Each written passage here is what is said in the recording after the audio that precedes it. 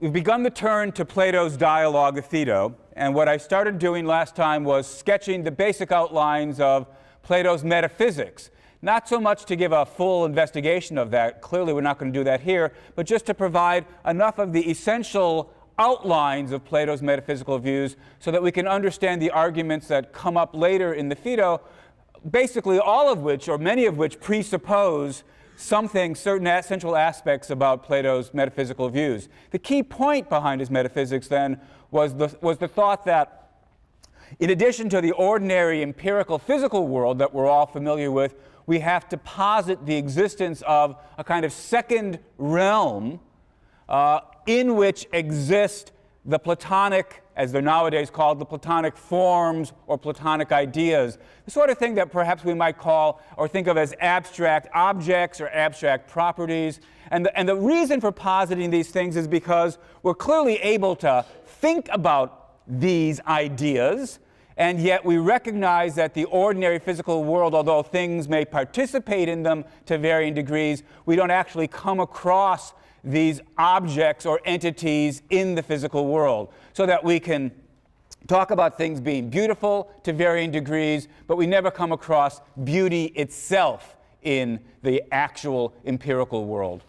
We are able to talk about the fact that 2 + 1 = 3, but it's not as though we ever come across numbers, number 3 itself anywhere in the empirical world.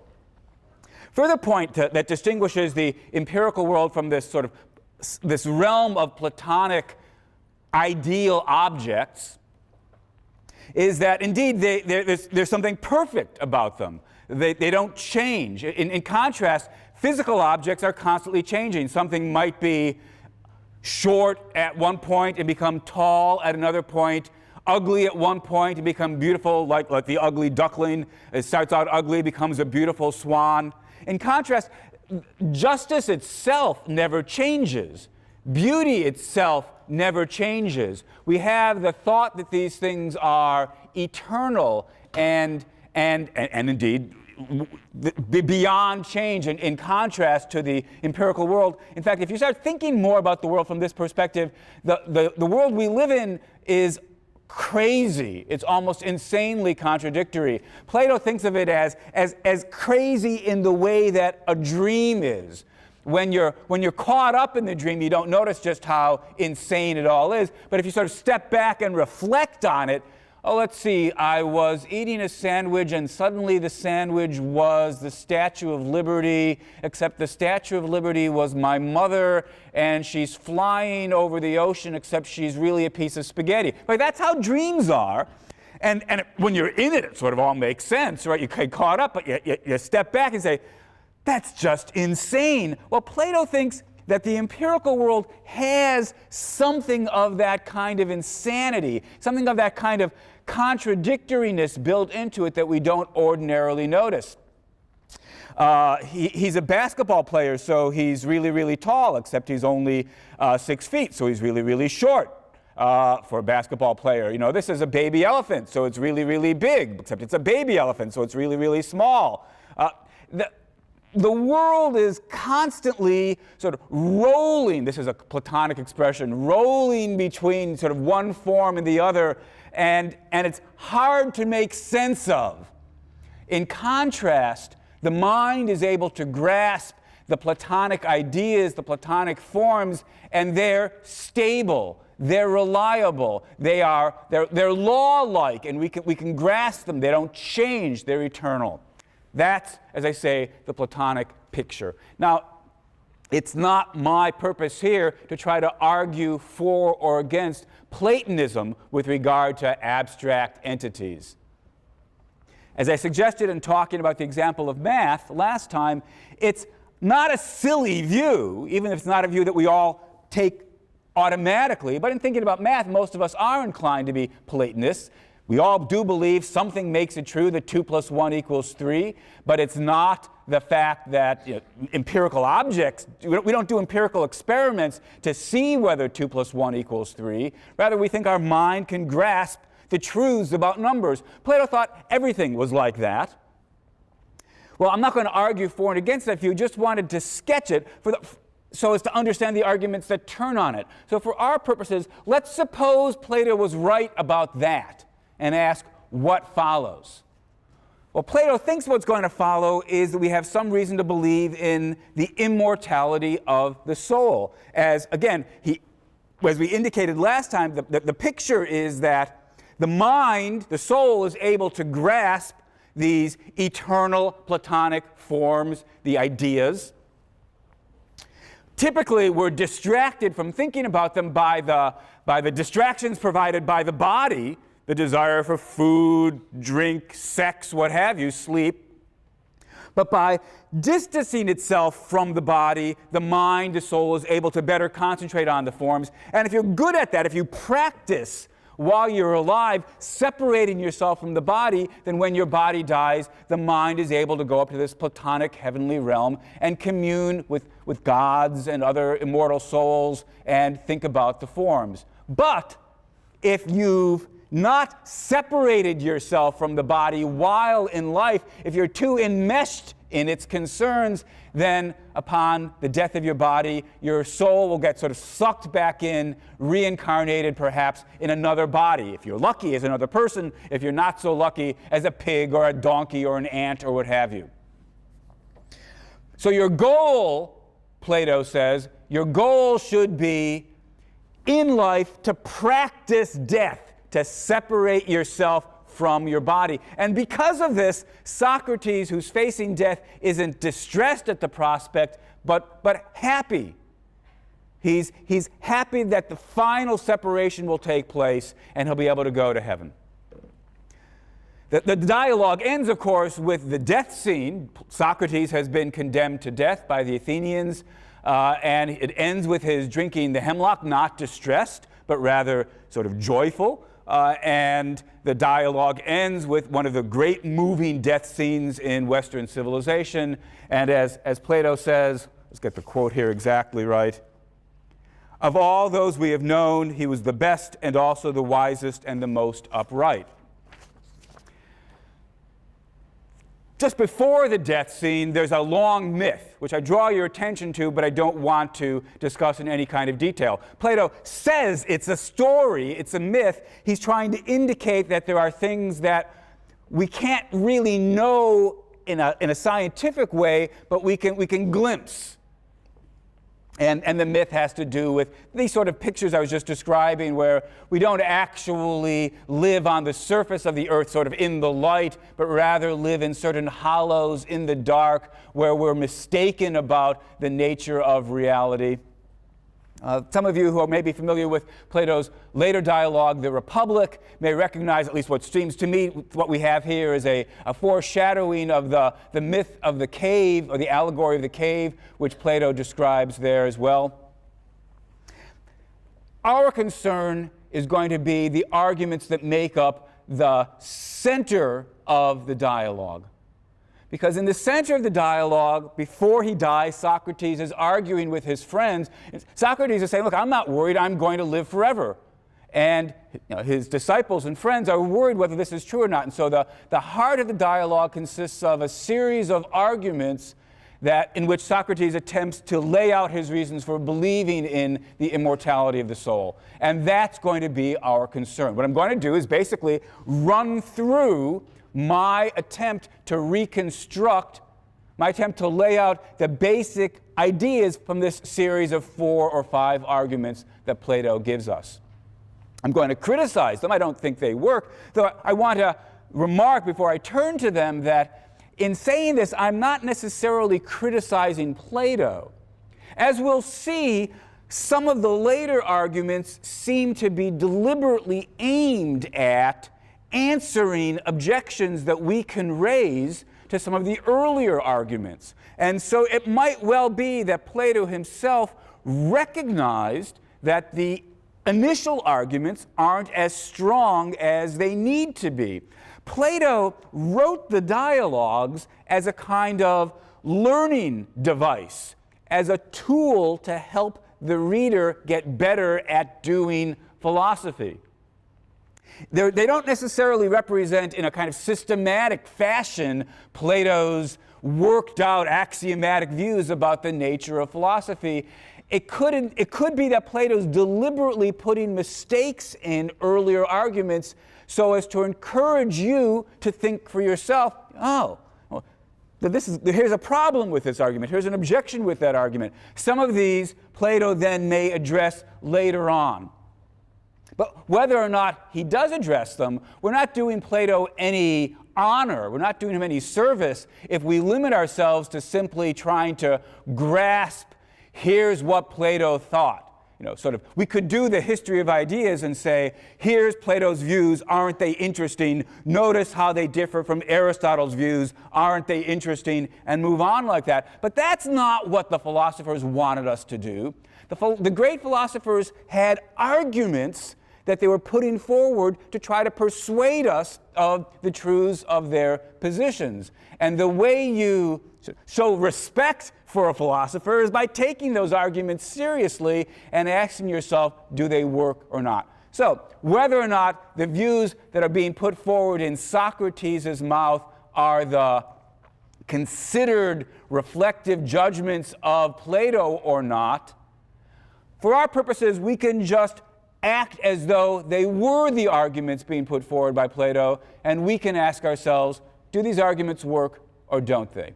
So, I'm going to run through a series of these arguments. I'm going to, as I've mentioned before, be a bit more exegetical than is normally the case for our readings. I'm going to actually pause, periodically look at my notes, make sure I'm remembering how I think Plato understands the arguments.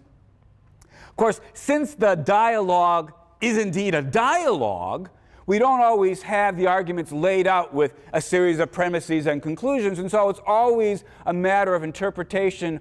What's the best reconstruction of the argument he's gesturing towards? How can we turn it into an argument with premises and conclusions? But that's what I'm going to try to do for us. I'm also going to give the arguments names. These are not names that Plato gives, but it'll make it easy for us to get a fix roughly on the different arguments as we move from one to the next. So the first argument, and the worry that gets the whole thing going, is this. So we've got this nice Platonic picture where Plato says, all right, so the mind can grasp the eternal forms, but that has to free itself from the body to do that. And so the philosopher who has sort of trained himself to separate his mind from his body, to disregard his bodily cravings and desires, the philosopher will welcome death, because at that point he'll truly finally make the final break from the body. And the obvious worry that gets raised in the dialogue at this point is this. How do we know that when the death of the body occurs, the soul doesn't get destroyed as well? That's the natural worry to have. Maybe what we need to do is separate ourselves as much as possible from the influence of our body without actually going all the way and breaking the connection. If you think of it like a rubber band, maybe the more we can stretch the rubber band, the better. But if you stretch too far and the rubber band snaps, that's not good, that's bad. It could be that we need the body in order to continue thinking. We want to free ourselves from the distractions of the body, but we don't want the body to die, because when the body dies, the soul dies as well. Even if we are dualists, as we've noticed before, even if the soul is something different from the body, it could still be the case, logically speaking, that if the body gets destroyed, the soul gets destroyed as well. And so Socrates' friends ask him, how can we be confident that the soul will survive the death of the body and indeed be immortal? And that's what prompts the series of arguments. Now, the first such argument I dub the argument from the nature of the forms. And the basic thought's fairly straightforward. The ideas or the forms, justice itself, beauty itself, goodness itself, the forms are not physical objects. Right? We don't ever bump into justice itself. We bump into societies that may be more or less just, or individuals who may be more or less just, but we never bump into justice itself. The number 3 is not a physical object. Goodness itself is not a physical object. Perfect roundness is not a physical object. Now, roughly speaking, Socrates seems to think it's going to follow straightforwardly from that the soul must itself be something non-physical. If the forms are not physical objects, then Socrates thinks it follows they can't be grasped. We can certainly think about the forms, but if they're non-physical, they can't be grasped by something physical like the body. They've got to be grasped by something non-physical, namely the soul. But although that's, I think, the sketch of where Socrates wants to go, it doesn't quite give us what we want. On the one hand, even if it was true that the soul must be non-physical in order to grasp the non-physical forms, wouldn't follow that the soul will survive the death of the body. That's the problem we've been thinking about for the last minute. And there's something puzzling. We might wonder, well, just why is it that the body can't grasp the forms? So there's a sort of fuller version of the argument. That's the one I want to focus on, and indeed, I've put it up on the board. So, Platonic metaphysics gives us premise number 1, that ideas, forms are eternal and they're non-physical. 2, that which is eternal or non-physical can only be grasped by the eternal and the non-physical.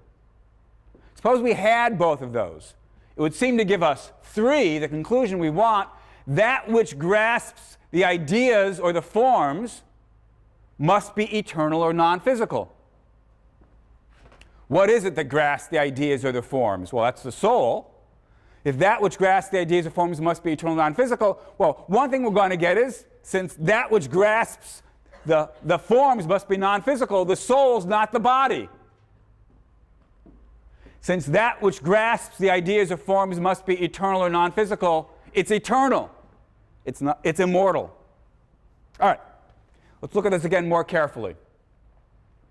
Ideas or forms are eternal. They're non-physical. Well, I've emphasized the non-physical aspect, and I've emphasized as well that they're not changing, but perhaps it's worth taking a moment to emphasize the eternal aspect of the forms. People may come and go, but perfect justice, the idea of perfect justice, that's timeless. Nothing that happens here on earth can change or alter or destroy the number 3. 2 + 1 = 3 before there were people. 2 + 1 = 3 now. 2 + 1 will always equal 3. The number 3 is eternal as well as being non-physical. So the Platonic metaphysics says quite generally, if we're thinking about the ideas or the forms, the point to grasp is they're eternal, they're non-physical. The crucial premise, since we're giving Plato number 1, the crucial premise for our purposes is premise number 2. Is it or isn't it true that those things which are eternal or non-physical can only be grasped by something that is itself eternal and non-physical? Again, it does seem as though the conclusion that he wants, number 3, follows from that. If we give him number 2, it's going to follow that whatever is doing the grasping, call that the soul, since the soul is just Plato's word for our mind, if whatever is doing the grasping of the eternal and non-physical forms must itself be eternal and non-physical, it follows that the soul must be non-physical, so the physicalist view is wrong, and the soul must be eternal. The soul is immortal. So Socrates has what he wants once we give him premise number 2, that the eternal non-physical can only be grasped by the eternal non-physical. As Socrates puts it at one point, the impure cannot attain the pure. Bodies, corruptible, destroyable, physical, passing, whether they exist or not, they exist for a brief period and then they cease to exist. These sort of impure objects cannot attain, cannot grasp, cannot have knowledge of the eternal, changeless, non-physical forms. The impure cannot attain the pure. That's the crucial premise, and what I want to say is, as far as I can see, there's no good reason to believe number two. Now, premise number two is not an unfamiliar claim. I take it the claim basically is that, to put it in more familiar language, it takes one to know one. Or to use it slightly, other kind of language that Plato uses at various points, likes are known by likes. But it takes one to know one's probably the most familiar way of putting the point. Plato's saying, what is it that we know? Well, we know the eternal forms. Takes one to know one, so we must ourselves be eternal. Unfortunately, this thought, popular as it may be, that it takes one to know one, just seems false. Think about some examples. Well, let's see. A biologist might study, or a zoologist might study, cats. Takes one to know one, so the biologist must himself be a cat. Well, that's clearly false. You don't have to be feline to study the feline.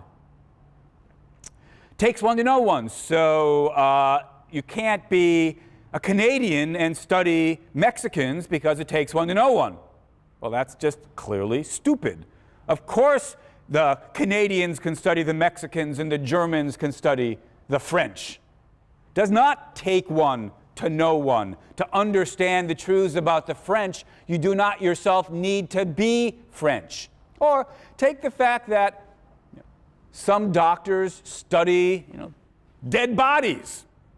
Aha! So to study and grasp things about dead bodies, corpses, you must yourself be a dead body. No, that certainly doesn't follow. So if we start actually pushing ourselves to think about examples, does it really take one to know one? The answer is, at least as a general claim, it's not true. It doesn't normally take one to know one. Now, strictly speaking, that doesn't prove that premise 2 is false. It could still be that although normally you don't have to be like the thing that you're studying in order to study it, although that's not normally true, it could be that in the particular case of non-physical objects, in the particular case of eternal objects, you do have to be eternal, non-physical, to study them. It could be that even though the general claim, it takes one to know one, is false, the particular claim, eternal, non-physical, can only be grasped by the eternal, non-physical. Maybe that particular claim is true. And it's only the particular claim that Plato needs. Still, all I can say is, why should we believe 2? Why should we think there's some, even though normally the barrier can be crossed and X's can study the non-X, why should that barrier suddenly become uncrossable in the particular instance when we're dealing with Platonic forms? Give us some reason to believe premise 2. I can't see any good reason to believe premise 2. And as far as I can see, Plato doesn't actually give us any reason to believe it in the dialogue. Consequently, we have to say, as far as I can see, we haven't been given any adequate argument for the conclusion that the soul, which admittedly can think about forms and ideas, we have no good reason yet to believe, to be persuaded that the soul must itself be eternal and non-physical. That's the first argument. As I say, though, Plato may well recognize the inadequacy of that argument because, after all, Socrates goes on to offer a series of other arguments. So let's turn to the next.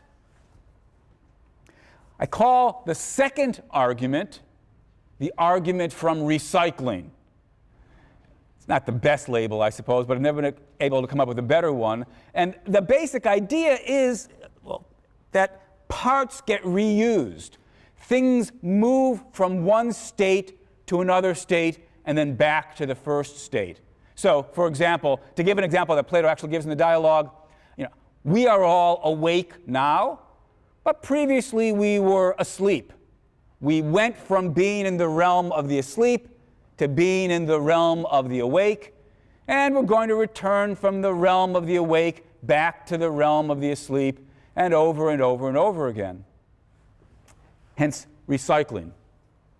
I think actually a better example for Plato's purposes, not that I expect him to have this particular example, but would be a car. Cars are made up of parts that existed before the car itself existed. There was the engine and the steering wheel and the tires and so forth, and these parts got assembled and put together to make up a car.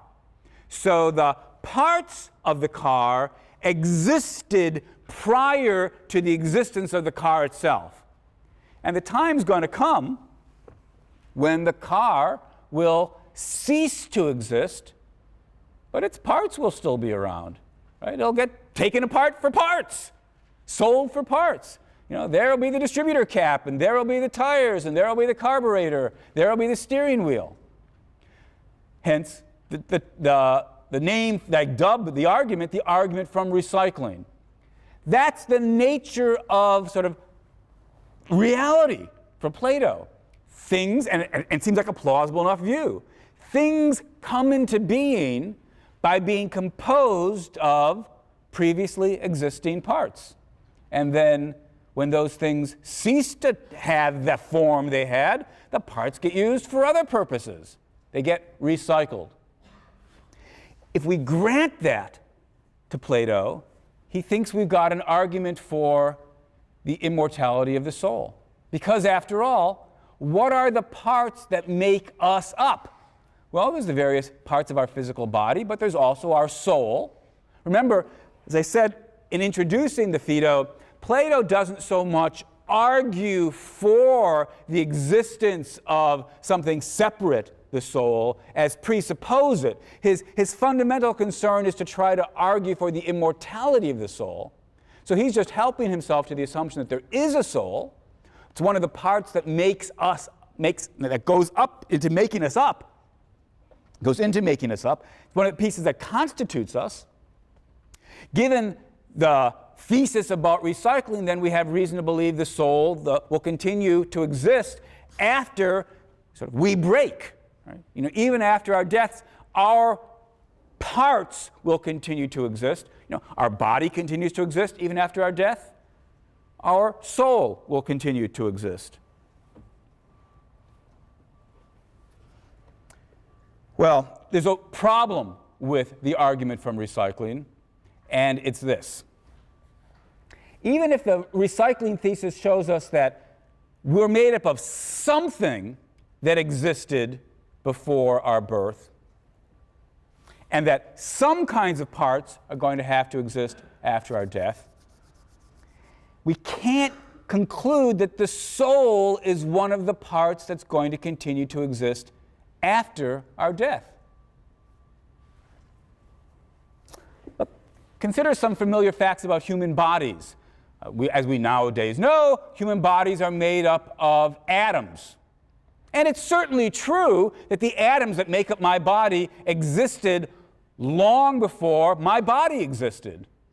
And it's certainly true that after my death, those atoms are going to continue to exist. So there's some, and will eventually get used to make something else. So Plato's certainly right about recycling as a fundamental truth. The things that make me up existed before and will continue to exist after my death. But that doesn't mean that every part of my body existed before I was born, and that every part of my body will continue to exist after I die. Take my heart. My heart is a part of my body. Yet for all that, it didn't exist before my body began to exist. It came into existence as part of, along with the creation of my body.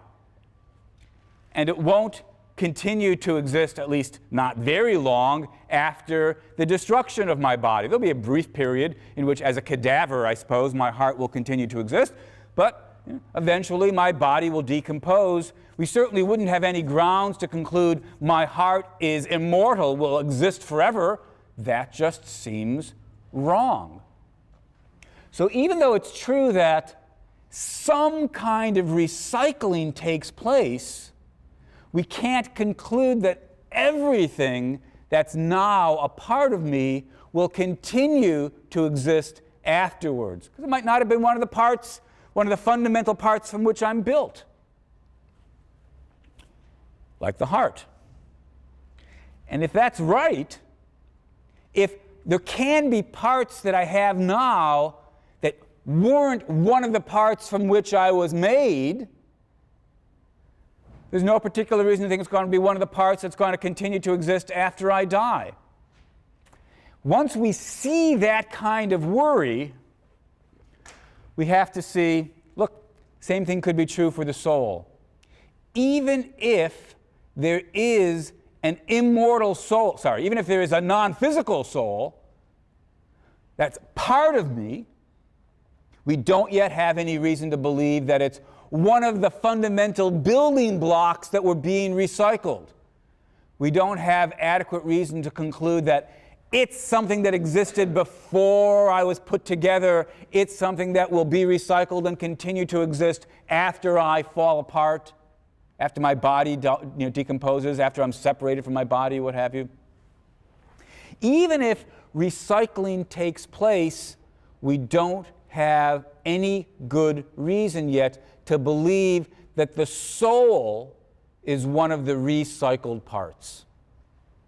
So it seems to me the argument from recycling, as I call it, is not successful either.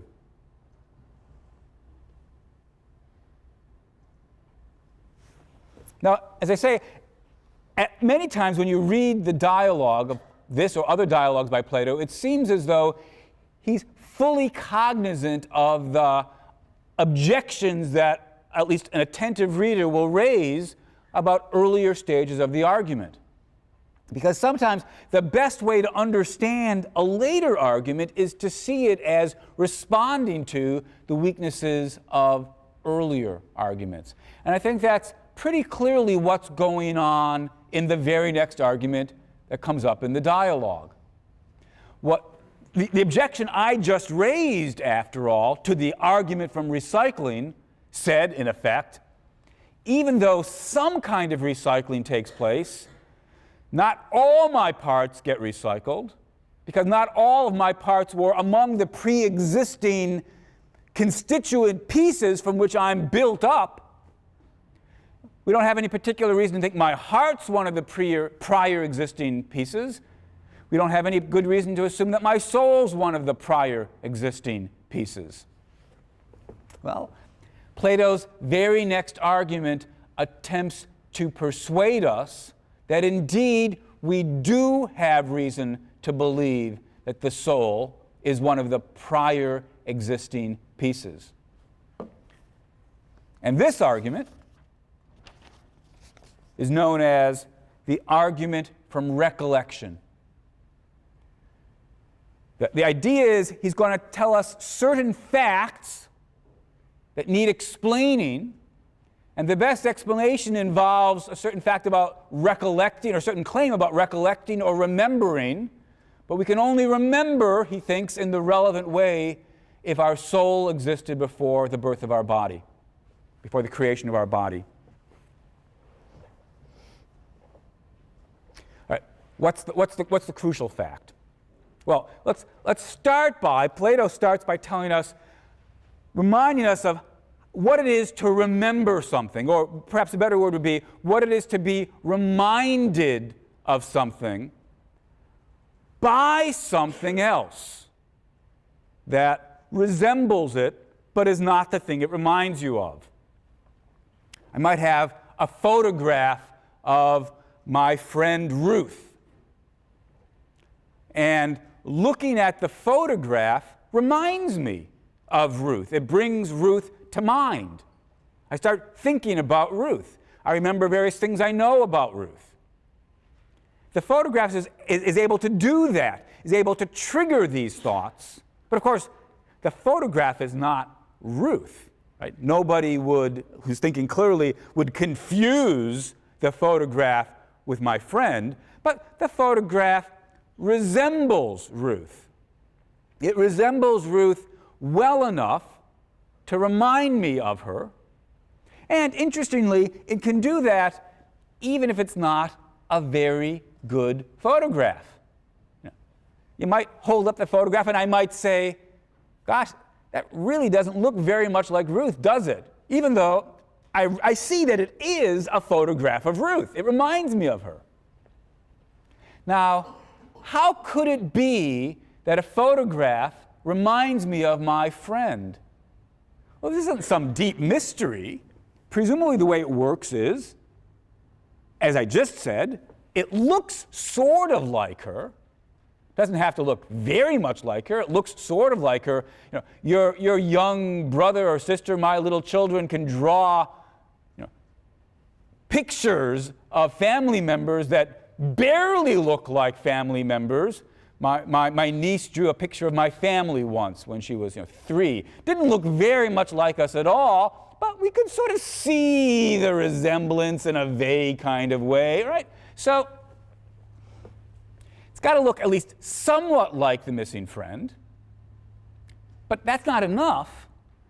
You've never met Ruth, let's suppose. I hold up the photograph without having told you anything about her. The photograph's not going to remind you of Ruth. Why not? Well, you don't know Ruth. So the pieces we need are not only an image of Ruth, even if an imperfect image of Ruth, we also need some prior acquaintance with Ruth. That's pretty much what it takes, right? So on the one hand, sort of temporal sequence. First, you know Ruth. You meet Ruth. You get to know Ruth. Then, at a later time, you're shown an image of Ruth. Maybe not even an especially good image of Ruth, but good enough to remind you. And suddenly, you're remembering things you know about Ruth. That's how recollection works. All right. Now, Plato points out that we all know things about the Platonic forms. But the Platonic forms, as we also know, are not to be found in this world. The number 3 is not a physical object. Perfect roundness is not a physical object. Perfect goodness is not a physical object. We can think about these things, our mind can grasp them, but they're not to be found in this world. Yet, various things that we do find in this world get us thinking about those things. I look at the plate on my kitchen table. It's not perfectly round, it's got imperfections, but suddenly I start thinking about circles, perfectly round objects. I look at somebody who's pretty. He or she is not perfectly beautiful, but suddenly I start thinking about the nature of beauty itself. Ordinary objects in the world participate to a greater or lesser degree in the Platonic forms. That's Plato's picture of metaphysics. And we bump up against, we look at, we have interactions with these everyday objects, and somehow they get us thinking about the Platonic forms themselves. How does it happen? Plato has a theory. He says, these things remind us of the Platonic forms. We see something that's beautiful to some degree and it reminds us of perfect beauty. We see something that's more or less round, and it reminds us of perfect circularity. We see somebody who's fairly decent morally, and it reminds us of perfect justice or perfect virtue. It's just like the photograph, perhaps the not very good photograph, that reminds me of my friend Ruth. All right, well, there's an explanation of how it could be that things that are not themselves perfectly round could remind us, could make us think about perfect roundness. But then Plato says, okay, but keep in mind all of what you need in order to have reminding, to have recollecting take place. In order for the photograph to remind me of Ruth, I have to already have met Ruth. I have to already be acquainted with her. In order for a more or less round plate to remind me of roundness, Plato says, I have to have already met perfect roundness itself.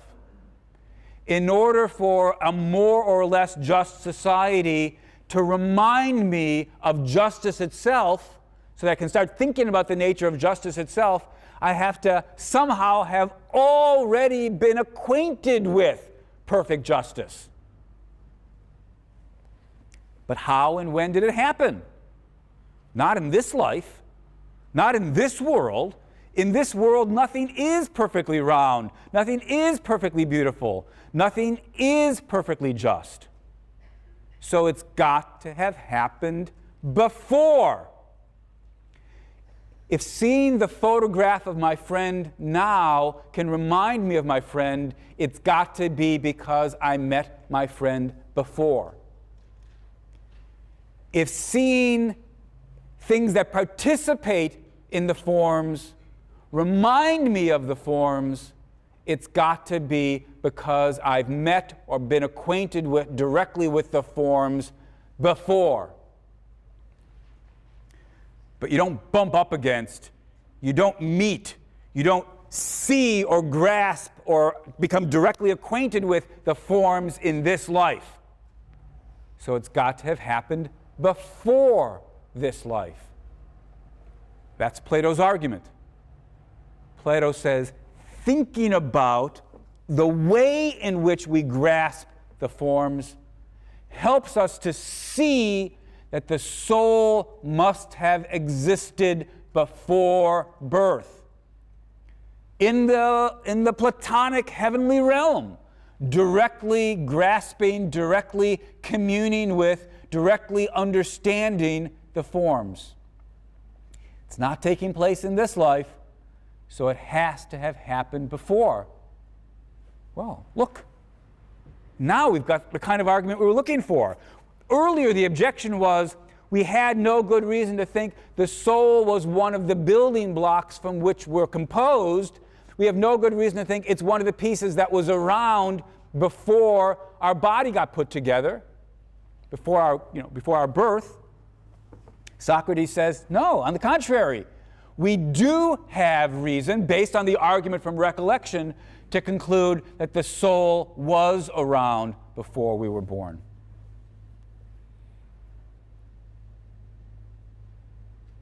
All right, so next question is the argument from Recollection a good one? Now, I'm not really much concerned with whether this is an argument that Plato thought worked or not. Our question is, do we think it works or not? Although this is a form of an argument that Plato does put forward in other dialogues as well, and so it strikes me as though there's at least some reason to think this is an argument that he thought might well be right. The crucial premise, again, we're going to just grant Plato the metaphysics. The crucial question is going to be,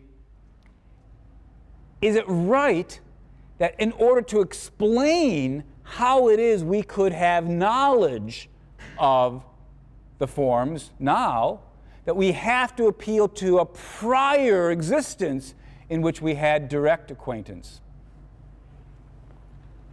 It's not obvious to me that that's true.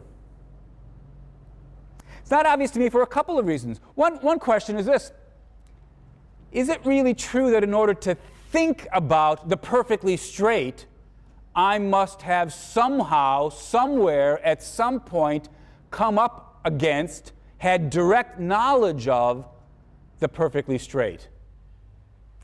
Isn't it enough for me to extrapolate from cases that I do come up against in this life? I come across things that are bent. I come across things that are more straight, more and more straight. Can't my mind take off from there and push straight ahead to the idea of the perfectly straight, even if I never have encountered it before? Let me stop with this idea. Even if Plato is right that we need to have acquaintance with the Platonic forms themselves in order to think about them, and even if Plato is right that we never get the acquaintance in this world in the interaction with ordinary physical objects, why couldn't it be that our acquaintance with the Platonic forms comes about in this life for the very first time? Right. That's the question, or that's the objection that we'll turn to at the start of next class.